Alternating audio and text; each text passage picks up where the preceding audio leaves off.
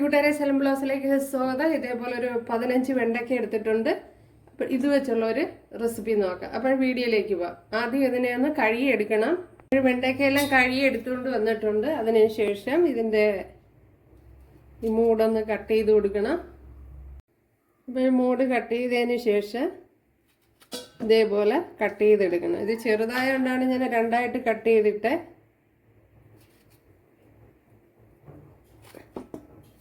അപ്പോഴെല്ലാം ഇതേപോലെ കട്ട് ചെയ്തെടുക്കുക. വെണ്ടയ്ക്കയെല്ലാം ഇവിടെ കട്ട് ചെയ്തെടുത്തിട്ടുണ്ട്. ഇവിടെ ഓയിൽ ചേർത്ത് കൊടുത്തിട്ടുണ്ട്. അതിലേക്ക് നമ്മുടെ വെണ്ടയ്ക്കയെല്ലാം ആഡ് ചെയ്ത് കൊടുക്കുക. കണ്ടെല്ലാം കട്ട് ചെയ്ത് വെച്ചിരിക്കുന്ന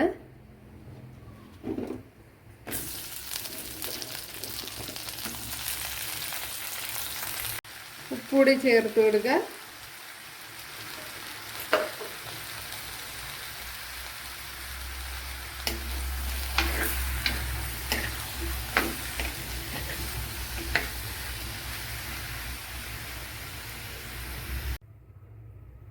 ഇതിനു വേണ്ടി ഇത്രയും കരിയാപ്പില എടുത്തിട്ടുണ്ട്. അതേപോലെ തന്നെ ഒരു പിടി തേങ്ങ, മഞ്ഞൾപ്പൊടി, 2 കൊച്ചുള്ളി, ഒരു പച്ചമുളക്, ശകല ഇഞ്ചി, ഇത്രയൊന്ന് പേസ്റ്റാക്കി എടുക്കണം.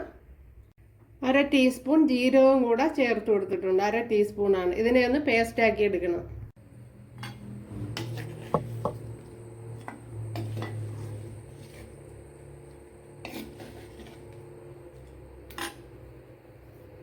നമ്മുടെ ഫ്രൈ ചെയ്ത വെണ്ടയ്ക്ക ഉണ്ടല്ലോ, ഇതിലേക്ക് ശകല ഉലുവ ചേർത്ത് കൊടുക്കുക.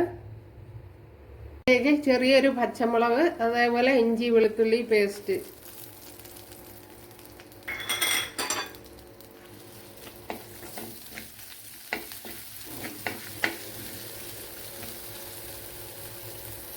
കുറച്ച് കറി ലീവ്സ് കൂടെ ചേർത്ത് കൊടുക്കുക. അപ്പോഴും വെളുത്തുള്ളി ഇഞ്ചിയൊക്കെ നല്ലപോലെ മൂത്ത് വന്നിട്ടുണ്ട്. അതിലേക്ക് ഒരു സവാള, ഇതേപോലെ മീഡിയം സൈസ് ഒരു സവാളയാണ് എടുത്തിട്ടുള്ളത്. അത് ഇതേപോലെ കൊത്തിയരിഞ്ഞെടുത്തിട്ടുണ്ട്.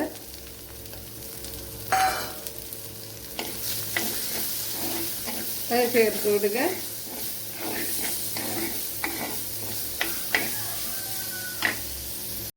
കുറച്ച് ഉപ്പുകൂടി ചേർത്ത് കൊടുക്കുക. ഇതിലേക്ക് ചെറിയൊരു തക്കാളിപ്പഴം എടുത്തിട്ടുണ്ട്. വലുതാണെങ്കിൽ അതിൻ്റെ പകുതി മതിയാവും.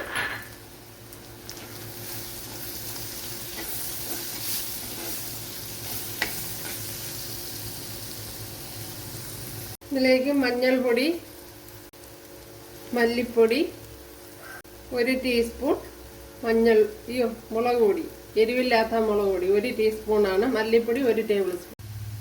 ഇതിലേക്ക് കുറച്ച് വെള്ളം കൂടി ചേർത്ത് കൊടുക്കുക. ഇതൊന്ന് വെന്ത് വരണമല്ലോ.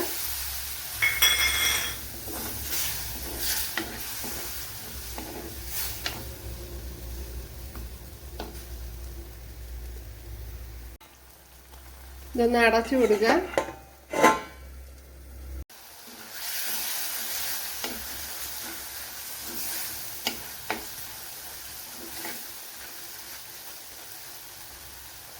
ഇതിലേക്ക് ഇനി നമ്മുടെ വെണ്ടയ്ക്ക ചേർത്ത് കൊടുക്കുക.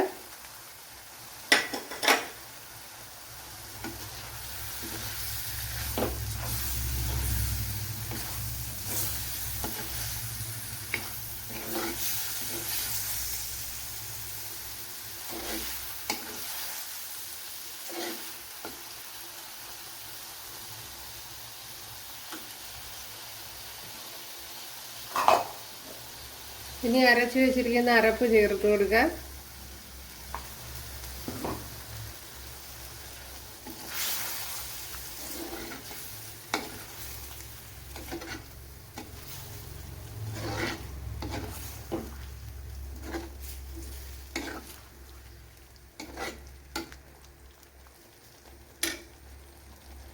മിക്സിയുടെ ജാറൊന്ന് കഴുകി ഒഴിച്ചു കൊടുക്കുക.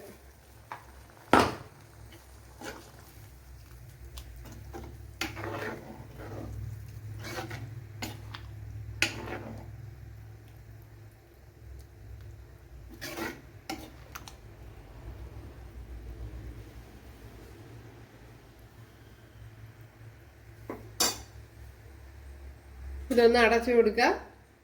അരപ്പ് ഒന്ന് തിളയ്ക്കണം.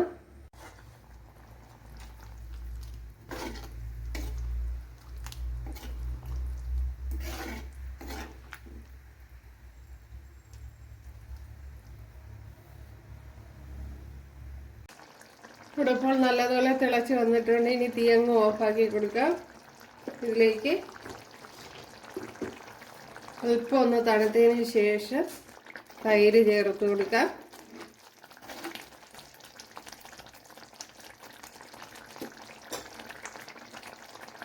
ഇവിടെ അല്പം തിളയൊക്കെ മാറി വന്നിട്ടുണ്ട്, എങ്കിലും തിളയ്ക്കുന്നുണ്ട്. ഒഴിച്ചു കൊടുക്കാം.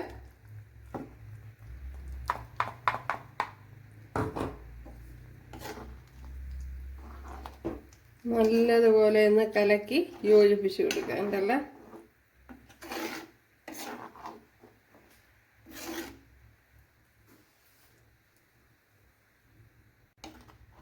ഉപ്പൊക്കെ നോക്കിയിട്ട് പാകത്തിന് ചേർത്ത് കൊടുക്കുക. ഇനി ഒരു കടുതാളിപ്പൂടുണ്ട്, അതിനുവേണ്ടി നമ്മുടെ കുണ്ടാട്ടം മുളക് കണ്ടല്ലേ, ഇടിലാൻ ടേസ്റ്റ് ആയിരിക്കും ഇത് ചേർത്ത് കൊടുക്കുമ്പോൾ. ഇവിടെ 1 ടേബിൾ സ്പൂൺ വെളിച്ചെണ്ണ ചേർത്ത് കൊടുത്തിട്ടുണ്ട്. അതിലേക്ക് ഉലുവ ചേർത്ത് കൊടുത്തിട്ടുണ്ട്. ഇനി കുറച്ച് കുഞ്ഞുള്ളി ചേർത്ത് കൊടുക്കാം.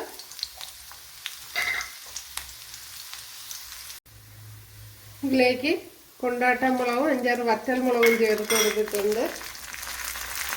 അപ്പം നേരത്തെ ഞാൻ ഇതേപോലെ ഒരു വെള്ളരിക്ക കറി ചെയ്തിട്ടുണ്ട്, നല്ല ടേസ്റ്റാണ്.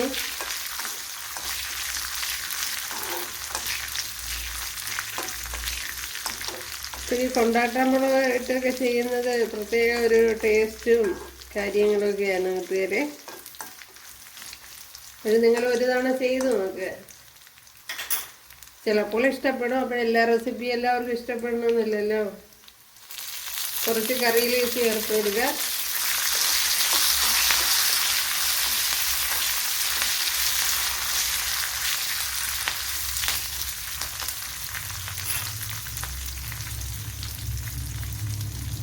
ഇതിലേക്ക് കുറച്ച് മഞ്ഞൾപ്പൊടിയും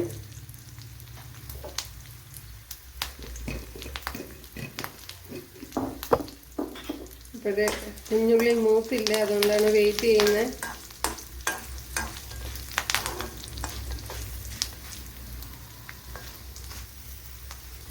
കുഞ്ഞുള്ളി നല്ലതുപോലെ മൂത്തതിന് ശേഷം മഞ്ഞൾപ്പൊടി ചേർത്ത് കൊടുത്താൽ മതി. ഇനി ഇതിലേക്ക് ഇത് ശകല മുളക് പൊടിയും കൂടെ, ഇത് കാശ്മീരി മുളക് പൊടിയാണ്, എരിവ് കുറഞ്ഞ ടൈപ്പ് ഉണ്ടല്ലോ അതാണ്. ഇത് കളറിന് വേണ്ടിയാണ് ചേർത്ത് കൊടുക്കുന്നത്.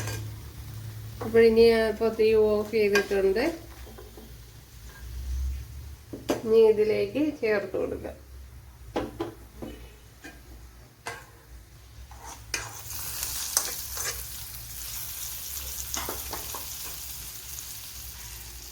ഉണ്ടല്ലോ, ഇഡിലാണ്. ഇപ്പോൾ കൂട്ടുകാരെല്ലാവരും ചെയ്ത് നോക്കുക. ഇഷ്ടമായ സബ്സ്ക്രൈബ് ചെയ്ത് സപ്പോർട്ട് ചെയ്യുക. അപ്പോൾ അടുത്തൊരു വീഡിയോ ആയിട്ട് കാണാമെന്ന് പറഞ്ഞുകൊണ്ട് എല്ലാവർക്കും താങ്ക്സ്.